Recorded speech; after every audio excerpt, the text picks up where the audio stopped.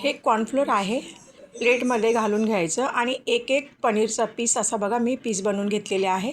ते कॉर्नफ्लोअर लावून घ्यायचं आहे आणि या प्रकारे बघा मी सगळे पीस असे कॉर्ननी लावून घेतलेले आहे. आता आपण तेल गरम करूया आणि तेलामध्ये एक एक पीस घालूया आणि छानपैकी असा आपण थोडासा हलका असा कलर बदलेपर्यंत फ्राय करून घेऊया. सर्व मी पीस ॲड केलेले आहे. एखादा मिनिटभर फक्त आपण फ्राय करून घ्यायचे आहे. हलकासा कलर बदली झाला पाहिजे. बघू शकताय असा कलर हलका बदली झाला पाहिजे. आपले पीस सगळे तयार झालेले आहेत. आता आपण फोडणी देऊयात.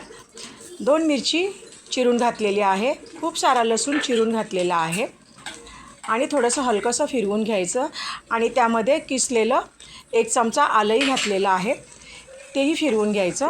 आता 1 चमचा सोया सॉस आणि 2 चमचे टोमॅटो सॉस, काश्मीरी लाल पाव चमचा, सोया सॉस 2 चमचे मोठे आणि हे काळी मिरी पावडर, चवीनुसार मीठ घातलेलं आहे.